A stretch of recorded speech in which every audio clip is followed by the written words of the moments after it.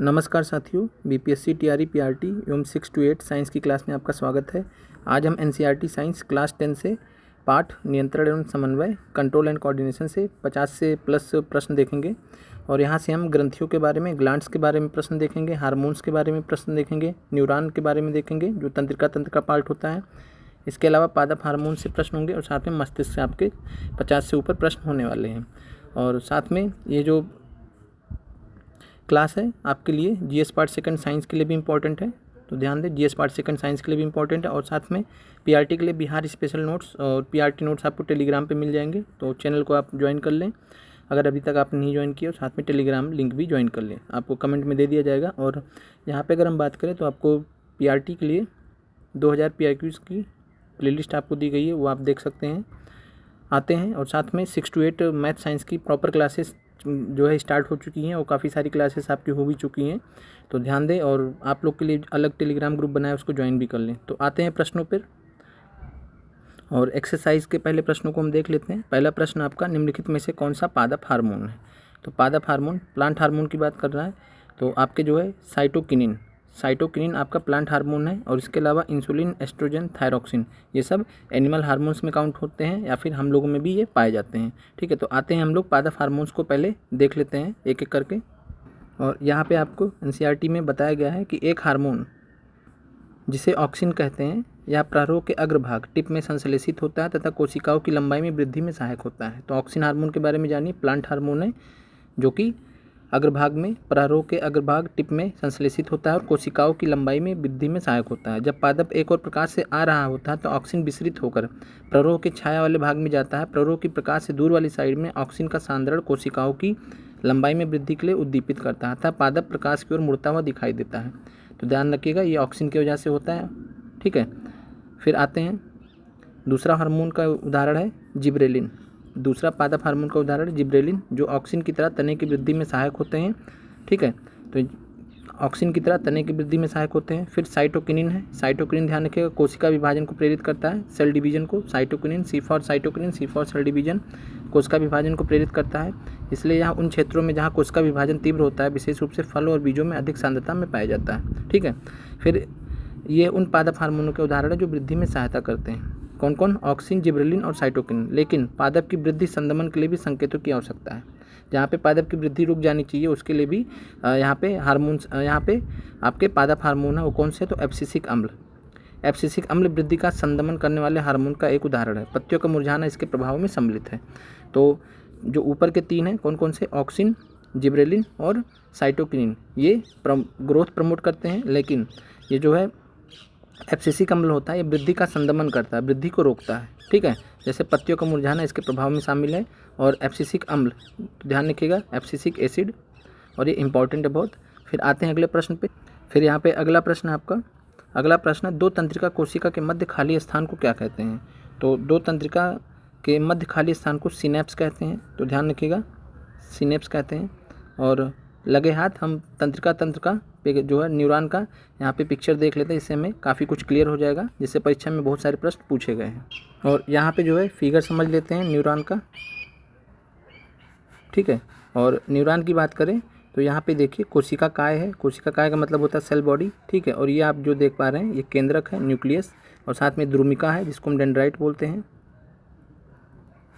और इसके अलावा ये जो आप देख रहे हैं बीच में, ये तंत्रिकाक्ष है जिसको एक्सॉन बोलते हैं, और ये तंत्रिका का अंतिम सिरा होता है जिसको नर्व एंडिंग बोलते हैं। इसके बाद यहाँ से दूसरा न्यूरॉन स्टार्ट होता है। ठीक है, तो दूसरा न्यूरॉन स्टार्ट होता है, इसी प्रकार से फिगर बनता है।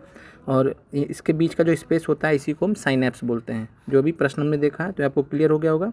और इसके अलावा जो प्रश्न पूछा गया था 6 से 8 में, नोड्स ऑफ रेनबियर कहाँ पाए जाते हैं? तो नोड्स ऑफ रेनबियर भी आपके जो है न्यूरॉन सेल में पाए जाते हैं, तो ध्यान रखिएगा, नोड्स ऑफ रेनबियर। और इसके अलावा Schwann cell, SCHWN, Schwann cell, ये भी आपका कहाँ पाया जाता है? तो ये आपके जो है न्यूरॉन में पाए जाते हैं, ये आपको ध्यान रखना है। अब आते हैं प्रश्न पे वापस।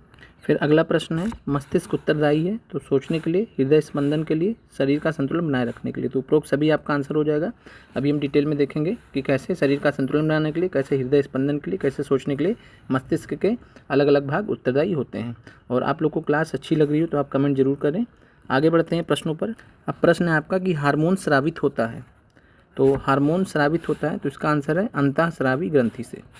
एंडोक्राइन ग्लैंड बोलते हैं। दो प्रकार की ग्रंथियाँ होती हैं, अंतःस्रावी और बहिस्रावी। एंडोक्राइन ग्लैंड्स और बहिस्रावी ग्रंथ को हम एक्सोक्राइन ग्लैंड बोलते हैं। ठीक है, जो हार्मोन स्रावित होता है अंतःस्रावी ग्रंथि से सीधे ब्लड में जाता है, तो ध्यान रखिएगा सीधे रक्त में जाता है। और जो अंतःस्रावी ग्रंथियाँ होती है ये डक्टलेस होते हैं, नलिका विहीन होते हैं। ठीक है, नलिका विहीन होते हैं। और जो बहिस्रावी ग्रंथि होती है जो है डक्ट के माध्यम से हार्मोन्स को भेजते हैं। ठीक है, ये आपको ध्यान रखना है। और ये जो है अंतःस्रावी ग्रंथियाँ डक्टलेस होती हैं, क्लियर हो गया आपको। और हार्मोन्स ब्लड में ये सीधे जो है भेजते हैं। डक्टलेस होते हैं, नलिका विहीन होते हैं, जैसा कि बहिस्रावी ग्रंथियों में डक्ट्स के माध्यम से या नलिकाओं के माध्यम से जो है हार्मोन्स स्रावित होते हैं। ये क्लियर हो गया आपको। अब यहाँ पे आपको अगला प्रश्न है, ग्वाइटर अथवा घेगा पनपता है। तो आपको पता है आयोडीन की कमी से होता है ग्वाइटर अथवा घेगा। फिर है थायरॉक्सिन का स्रवण कहाँ होता है। तो थायरॉक्सिन हार्मोन कहाँ से निकलता है, तो थायराइड ग्लैंड से। ठीक है, तो थायराइड ग्रंथि से।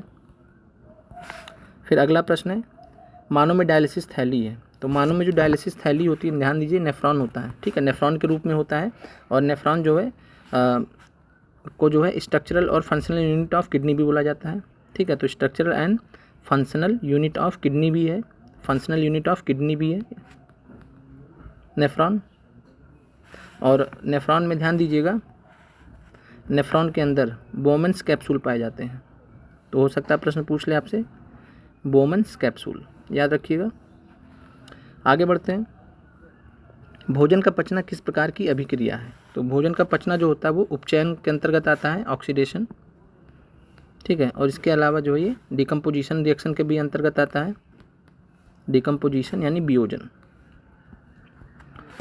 अब आते हैं अगले प्रश्न पे, कौन सा पादप नियंत्रण फल बेचने वालों द्वारा उपयोग किया जाता है। तो फल बेचने द्वारा वाला इथाइलिन गैस का इस्तेमाल किया जाता है। ये प्रश्न हमने कल भी देखा था। तो इथाइलिन, ठीक है, और इसका फार्मूला होता है C2H4। और इथाइलिन गैस के द्वारा जो है फलों को पकाया जाता है, जैसे आपने केला देखा होगा, आम देखा होगा। और जैसे कैल्शियम कार्बाइड आता है, कैल्शियम कार्बाइड आता है, तो इस कार्बाइड में जो क्या पाया जाता है, तो कार्बाइड में इथाइलिन गैस पाई जाती है। ठीक है, जिससे फल पकते हैं। अगला है, वह संरचना जो उद्दीपन की पहचान करती है उसे क्या बोलते हैं। तो उसको ग्राही बोलते हैं। सभी प्रश्न आपके NCERT से लिए गए हैं। निम्नलिखित में से कौन सी एक अंतःस्रावी और बहिस्रावी ग्रंथि दो प्रकार की होती है। तो आपका जो अग्नाशय है पैनक्रियास, ध्यान दीजिए, पैनक्रियास आपका जो है मिक्स ग्लैंड है, मिश्रित ग्रंथि है।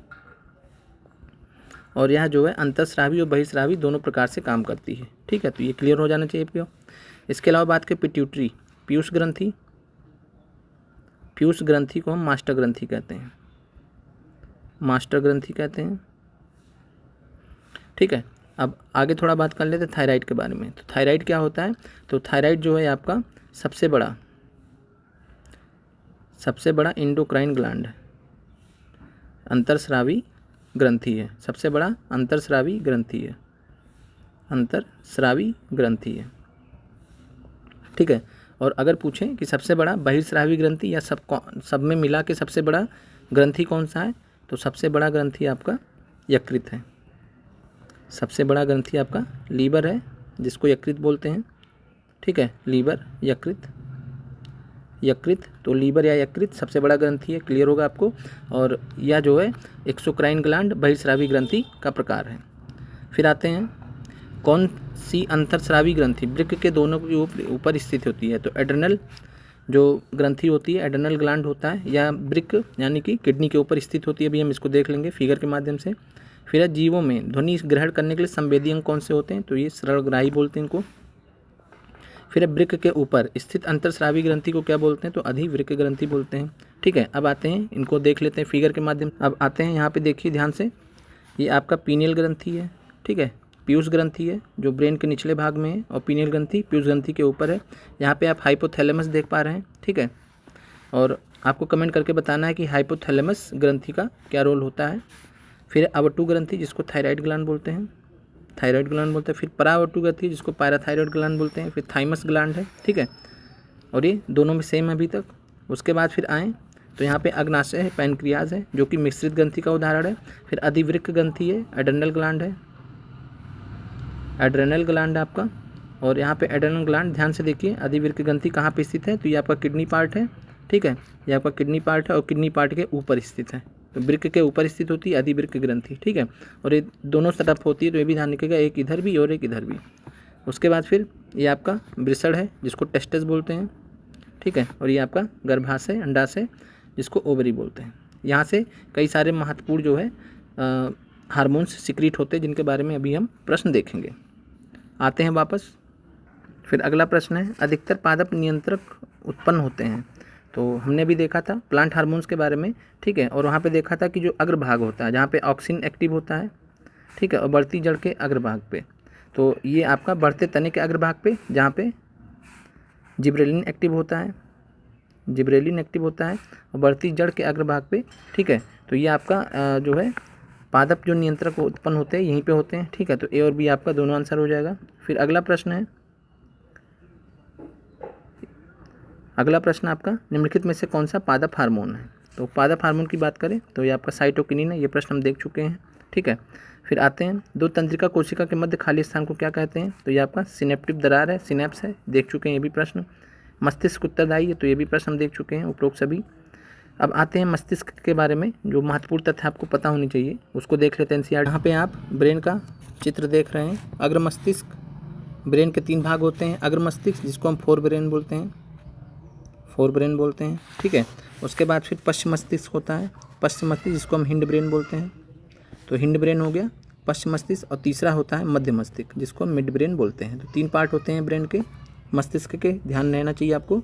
और अगर हम बात करें अग्र मस्तिष्क में क्या क्या आता है, तो प्रमस्तिष्क आता है, प्रमस्तिष्क जिसको हम सेरिब्रम बोलते हैं, तो ध्यान रहे सेरिब्रम या प्रमस्तिष्क अग्र मस्तिष्क का भाग है। इसके अलावा हाइपोथैलेमस, हाइपोथैलेमस आपका अग्र मस्तिष्क में आता है। पीयूष ग्रंथि आपका अग्र मस्तिष्क में आता है, ठीक है। तो पिट्यूटरी ग्लैंड और हाइपोथैलेमस ये आपके फोर ब्रेन के पार्ट हैं, और सेरिब्रम भी आपका फोर ब्रेन के पार्ट है। अलग अलग लिख लीजिए, कन्फ्यूजन ना हो, ठीक है। अब आते हैं हिंड ब्रेन पे। पश्चिम मस्तिष्क में कौन कौन से आते हैं, पॉन्स, मेडुला, सेरेबेलम, ठीक है। तो अनुमस्तिष्क को क्या बोलते हैं, सेरेबेलम, अनुमस्तिष्क को क्या बोलते हैं, सेरेबेलम। पॉन्स, मेडुला और सेरेबेलम ये पश्चिम मस्तिष्क के भाग है, क्लियर हो गया आपको, ठीक है। और साथ में जो है मेरु रज्जु, ठीक है, तो ये स्पाइनल कॉर्ड भी इसी के अंतर्गत आ जाता है।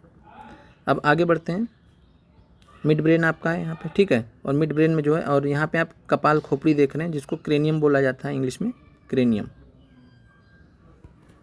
ठीक है। तो ये आपको क्लियर होना चाहिए कि फोर ब्रेन अग्र मस्तिष्क में प्रमस्तिष्क, सेरेब्रम, हाइपोथैलेमस, पीयूष ग्रंथि आ गए, ठीक है।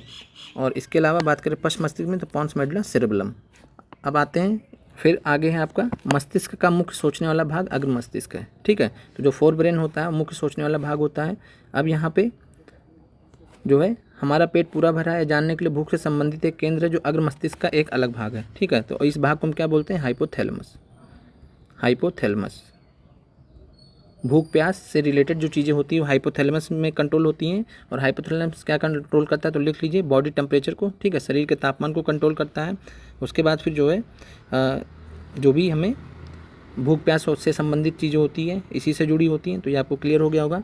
अब आते हैं, यहाँ पे आपको बहुत ही महत्वपूर्ण तथ्य दिया गया है जो आपको याद रखना है। सभी अनैच्छिक क्रियाएं जैसे रक्तदाब, ब्लड प्रेशर, लार आना, वमन, ठीक है, तो इसको बोल दे रहे हैं ब्लड प्रेशर, सेलिवेशन और वोमिटिंग, ये जो है इसको कौन कंट्रोल करता है, तो मेडुला द्वारा, ठीक है। और मेडुला कहाँ पे होता है, तो पश्चिम मस्तिष्क में, पश्चिम मस्तिष्क या हिंड ब्रेन में होता है।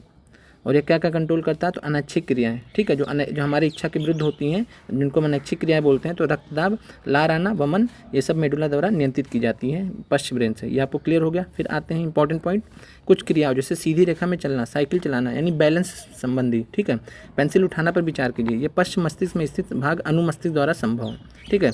तो सेरेबेलम, ध्यान रखिए, सेरेबेलम द्वारा, अनुमस्तिष्क द्वारा जो है कंट्रोल किए जाते हैं। सीधी रेखा में चलना, साइकिल चलाना, पेंसिल उठाना, जो पश्चिम मस्तिष्क में स्थित भाग अनुमस्तिष्क द्वारा संभव होता है। जो ऐच्छिक क्रियाओं की परिशुद्धि तथा शरीर की संस्थिति तथा संतुलन के लिए उत्तरदायी, तो संतुलन की जब बात आएगी तो सेरेबेलम, ये ध्यान रखना आपको। अब आगे बढ़, फिर अगला प्रश्न है, बहुकोशिकीय जीवों में निम्नलिखित में से किस प्रकार का समन्वय पाया जाता है। तो हम भी बहुकोशिकीय जीव हैं, ठीक है। तो रासायनिक समन्वय में भी पाया जाता है, तंत्रिका समन्वय में भी पाया जाता है, तो आपको ध्यान रखना है। और तंत्रिका कोशिकाएं कितने प्रकार की होती हैं, तो तंत्रिका कोशिकाएं जो है 3 प्रकार की होती हैं। फिर अगला प्रश्न बहुत ही महत्वपूर्ण है, प्रतिवर्ती चाप कहाँ बनते हैं, तो ये बनते हैं मेरुरज्जु में, स्पाइनल कॉर्ड। और प्रतिवर्ती चाप को हम क्या बोलते हैं, रिफ्लेक्स एक्शंस।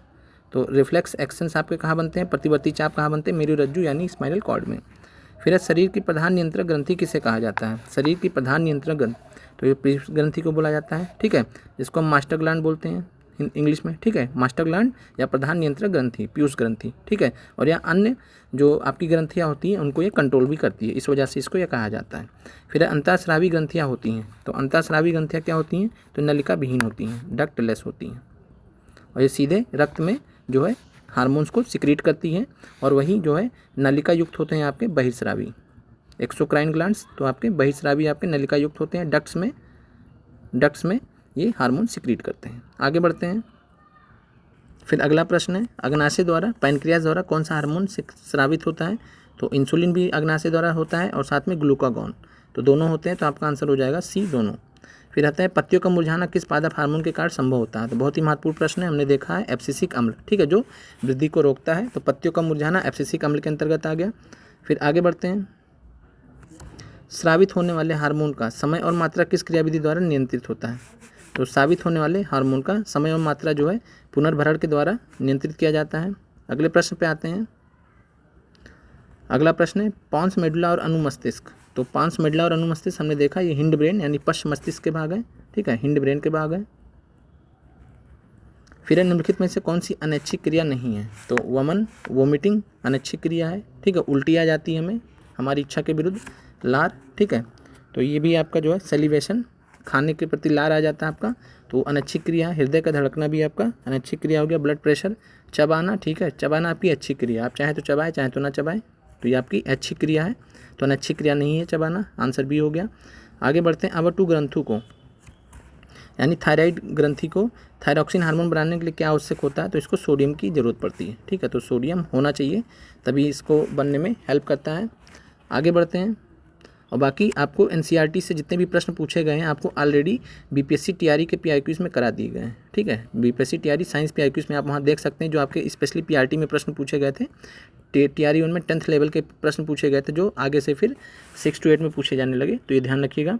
फिर मस्तिष्क का कौन सा भाग शरीर की स्थिति तथा संतुलन का अनुरक्षण करता है, तो शरीर की स्थिति और संतुलन हमने देखा है अनुमस्तिष्क, सेरेबलम, सीधी कतार में चलना, पेंसिल से हम जो अभी लिख रहे हैं, अभी हमने सेरेबलम लिखा ना, तो ये कैसे लिख पाए, अनुमस्तिष्क से, सेरेबलम से, ठीक है, तो ध्यान रखना आपको। पादप हार्मोन साइटोकिनिन सहायक है, तो साइटोकिनिन जो है हमने देखा था सेल डिवीजन, कोशिका विभाजन के लिए मेनली सहायक होता है, और इसके अलावा यह प्ररोह के अग्रभाग की लंबाई में वृद्धि के लिए भी जो है जाना जाता है। फिर आगे बढ़ते हैं, और यहाँ पे अगर बात करें तो प्ररोह के अग्रभाग में लंबाई, प्ररोह के अग्रभाग में किसका संश्लेषण होता है, तो ऑक्सिन का होता है, ये ध्यान रखना, ये फ़र्क है, ठीक है। आगे बढ़ते हैं फिर, और इस प्रश्न का जो आंसर है वो आपका ए हो जाएगा। बाकी आपसे जो प्रश्न पूछा जाएगा साइटोकिनिन का, तो हमेशा सेल डिवीजन ऑप्शन में होगा, तो इसकी चिंता नहीं करनी है आपको, ठीक है। फिर आते हैं अनुकुंचन गति किस पौधे पर प्रमाणित की जाती है, तो यह छुई मुई पर प्रमाणित की जाती है, ये आपके एनसीईआरटी में भी दिया गया है अनुकुंचन गति को। फिर आगे बढ़ते हैं, अगला प्रश्न है वृक्क किस तंत्र का भाग है, तो जो किडनी होती है हमारे उत्सर्जन तंत्र का भाग होती है, पता है आपको, एक्सक्रीटरी सिस्टम का भाग है। इंसुलिन की कमी के कारण कौन सा रोग होता है, तो आपको पता है मधुमेह, डायबिटीज़, ठीक है, तो डायबिटीज़ आपका इंसुलिन की कमी के कारण होता है। फिर है खोपड़ी के अग्र सिरे पर स्थित न्यूरॉन को शरीर के विभिन्न भागों से प्राप्त होता है, तो संकेत प्राप्त होते हैं, सिंपल है, जिनको इम्पल्सेस बोलते हैं।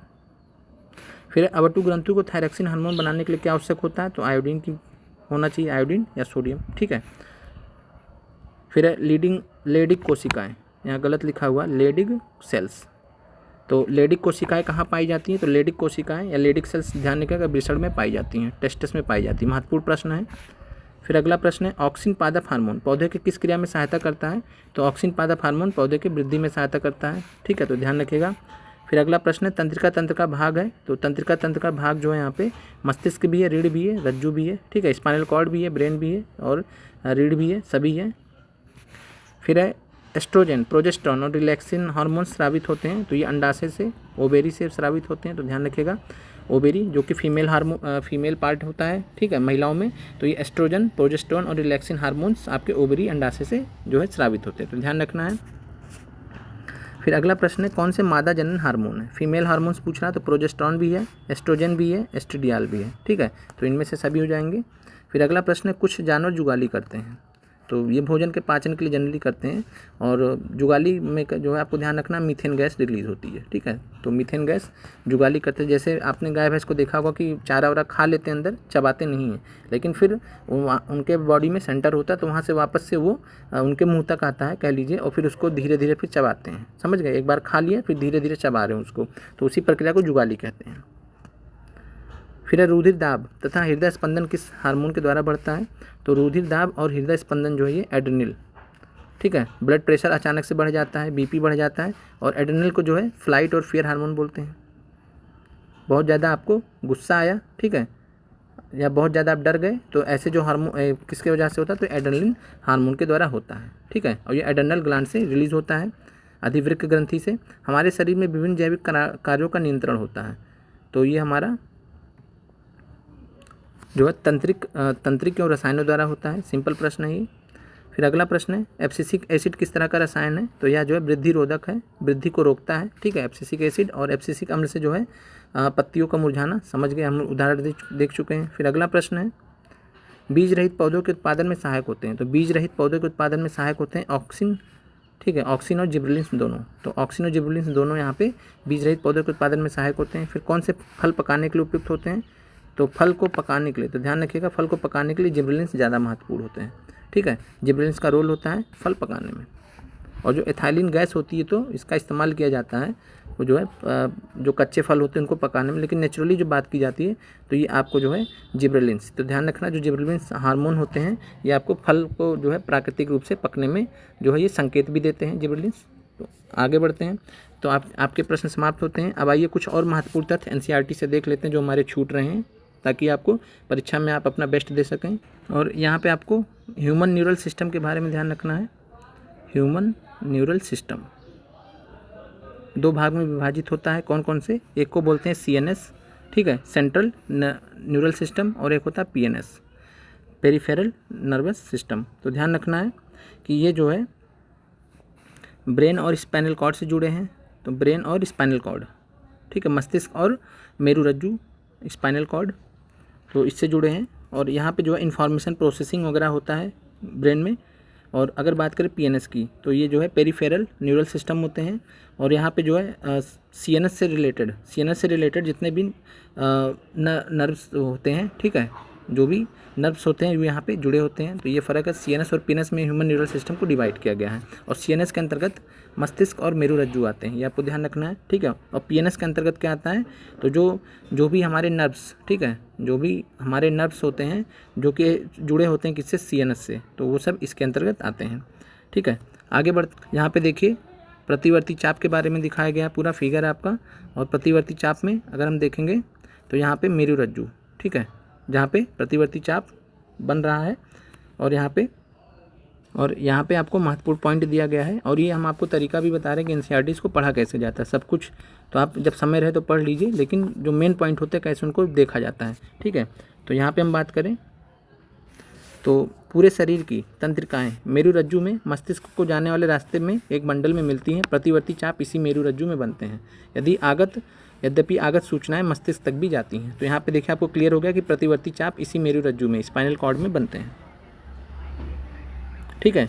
और पूरे शरीर की तंत्रिकाएं मेरुरज्जु में मस्तिष्क को जाने वाले रास्ते में एक बंडल में मिलती हैं, ये भी क्लियर हो गया आपको। तो आगे बढ़ते हैं, यहाँ पे आपका मानव मस्तिष्क के बारे में महत्वपूर्ण पॉइंट दिया गया है। क्या दिया गया है कि क्या मेरुरज्जु का कार्य केवल प्रतिवर्ती क्रिया है, यानी रिफ्लेक्स एक्शन ही है, तो नहीं, निश्चित रूप से नहीं, क्योंकि हम जानते हैं कि हम सोचने वाले प्राणी हैं। मेरुरज्जु तंत्रिकाओं की बनी होती है, ठीक है, ये भी ध्यान रखना आपको, जो सोचने के लिए सूचनाएं प्रदान करती है, सोचने में अधिक जटिल क्रियाविधि तथा तांत्रिक संबंधन होती है, मस्तिष्क में संकेंद्रित होते हैं, जो शरीर के मुख्य समन्वय केंद्र हैं।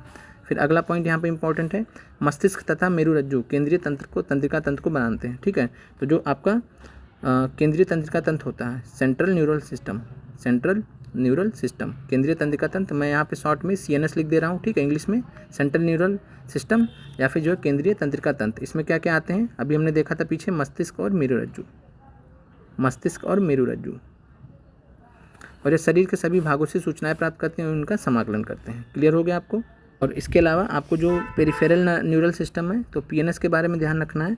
पीएनएस से जुड़ी जो है 2 प्रकार की नर्व्स होती हैं, ठीक है, 2 प्रकार की नर्व्स होती हैं। और कौन कौन सी होती हैं, तो ये आपकी जो है 2 प्रकार की तंत्रिकाएँ, एक तो होती है आपकी क्रेनियल और दूसरा होता है आपका स्पाइनल। तो स्पाइनल नर्व्स होती हैं और क्रेनियल नर्व्स भी होती हैं। इसको हम हिंदी में भी बता दे रहे हैं। तो पीएनएस में क्रेनियल नर्व्स होती हैं और स्पाइनल नर्व्स होती हैं, ठीक है। क्रेनियल नर्व्स कहाँ से आती हैं, तो ब्रेन से, मस्तिष्क से। और स्पाइनल नर्व्स कहाँ से आती है, तो स्पाइनल कॉर्ड से। नाम से पता चल गया आपको। हिंदी में भी देख लेते हैं। और यहाँ पे आपका दिया गया है कि केंद्रीय तंत्रिका तंत्र, तो हम देख चुके हैं। फिर शरीर के अन्य भागों में संचार को परिधीय तंत्रिका तंत्र सुगमता प्रदान करता है। तो परिधीय तंत्रिका तंत्र यानी पेरिफेरल न्यूरल सिस्टम, जो मस्तिष्क से निकलने वाली कपाल तंत्रिकाओं, तो एक हो गया कपाल तंत्रिकाओं, ठीक है, और तथा मेरु रज्जु से निकलने वाली मेरु तंत्रिकाओं। तो कपाल तंत्रिकाओं को यहाँ पे क्रेनियल नर्व्स बोला गया है, ठीक है, क्रेनियल नर्व्स। और ये परिधीय तंत्रिका तंत्र का भाग होती हैं। और क्रेनियल नर्व्स या कपाल तंत्रिकाएं कहाँ से निकलती है, तो मस्तिष्क से। और मेरु रज्जु से कौन निकलती है, तो मेरु रज्जु से मेरु तंत्रिकाएं, इनको हम स्पाइनल नर्व्स बोलते हैं। तो ये आपको क्लियर हो गया। फिर यहाँ पे आगे बताया गया है कि मस्तिष्क में 3 मुख्य भाग होते हैं, अग्र मस्तिष्क, मध्य मस्तिष्क, पश्च मस्तिष्क, जिसको हमने देख लिया है। तो आप लोग की क्लास ख़त्म होती है, तो आप लोग कमेंट करके ज़रूर बताइएगा कि आपको क्लास कैसी लगी। और आपको इसी तरीके से अगर कमेंट ज़रूर करा करिए, जिससे हमें भी मोटिवेशन मिलता है, साथ में एक फीडबैक भी मिलता है कि आपको क्लासेस समझ में आ रही हैं। तो मिलते हैं अगले वीडियो में। आप लोग का देखने के लिए बहुत बहुत धन्यवाद।